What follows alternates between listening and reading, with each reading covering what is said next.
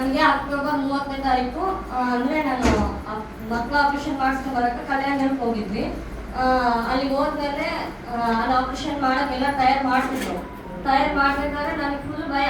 ಮೊದಲು ಸಿಸರಿನ್ ಮಾಡಿಸ್ಕೊಂಡಿದ್ದೆ, ಅದ್ರ ಕೂಡ ಫುಲ್ ಭಯ ಆಗ್ತಿತ್ತು. ಏನಾಗ್ಬಿಡುತ್ತೋ ಏನೋ ಏನಿಲ್ಲ ಅಂತೇಳಿ ದೇವ್ರು ಮತ್ತೆ ನಾನು ಪ್ರೇಯರ್ ಮಾಡ್ಕೊಂಡೆ, ಹಬ್ಬ ದೇವ್ರೆ ಏನಾಗಬಾರ್ದು, ನಾನು ಸಾಕ್ಷಿಯಾಗಿರ್ಬೇಕು, ನಾನು ಸಾಕ್ಷಿ ಹೇಳ್ತೇನೆ, ನಾನು ಊರಿಗೆ ಹೋಗಿ ದಿನಾನೇ ನಾನು ಸಾಕ್ಷಿ ಹೇಳ್ತೀನಿ ಅಂತ ಕೇಳ್ಕೊಂಡೆ.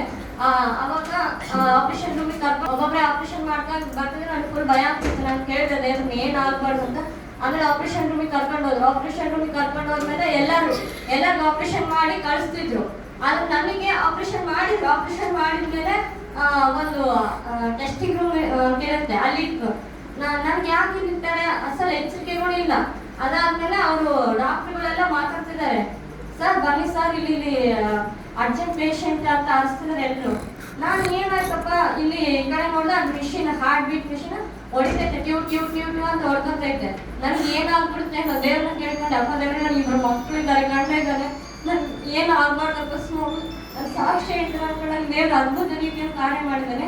ಮತ್ತೆ ಅದಾದ್ಮೇಲೆ ಕೂಡ ಮಂಚಕ್ಕೆ ಹಾಕಿದ್ಮೇಲೆ ಕೂಡ ಫುಲ್ಲು ವಾಂತಿ, ಏನಂತೀನೋ ವಾಂತಿ, ಎರಡು ಚೆನ್ನಾಗಿದೆ. ನನಗೆ ಯಾಕೆ ಹಿಂಗೆ ಅಂತ ನಾನು ಟ್ರೈ ಮಾಡ್ಕೊಂಡೆ. ದೇವ್ರ ಅವಾಗ ಕೂಡ ಕಾರ್ಯ ಮಾಡ್ದ. ಅದಾದ್ಮೇಲೆ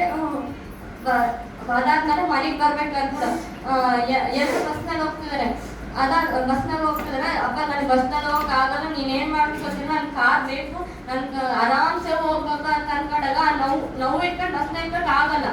ಆವಾಗ ಮತ್ತೆ ದೇವ್ರ ಅದ್ಭುತ ರೀತಿಯಲ್ಲಿ ಕಾರ್ ಕೂಡ ಬರೀ 2,000ಕ್ಕೆ ಹೋಗಿ ಬರೋಕ್ಕೆ ದೇವ್ರ ಕಾರ್ಯ ಮಾಡಿದ್ದಾನೆ. ಮತ್ತೆ ಅದಾದ್ಮೇಲೆ ಕೂಡ ಮನೆಗೆ ಬಂದ್ಮೇಲೆ ಕೂಡ ಎಷ್ಟು ತಿಂತೀನಿ ಎಲ್ಲ ವಾಂತಿ, ಒಳಗಡೆ ಉಸಿರಾಡಕ್ಕೆ ಆಗ್ಬಾರ್ದು, ಸುಮ್ಮನೆ ಫುಲ್ ವೀಕ್ ಆಗ್ಬಿಟ್ಟಿನಿ. ದೇವ್ರೆ ನೀನು ಏನ್ ಮಾಡ್ತೀನಿ ಗೊತ್ತಿಲ್ಲ. ನಾನು ಸಾಕ್ಷಿ ಹೇಳ್ತೀನಿ ಅನ್ಕೊಳ್ಳೋ ದೇವ್ರ ಅದ್ಭುತ ರೀತಿಯಲ್ಲಿ ಅವತ್ತಿಂದ ಇವತ್ತುವರೆಗೂ ನಾನು ಚೆನ್ನಾಗಿಟ್ಟಿದ್ದನ್ನ ದೇವಸ್ಥಾನ ನೆಲೆ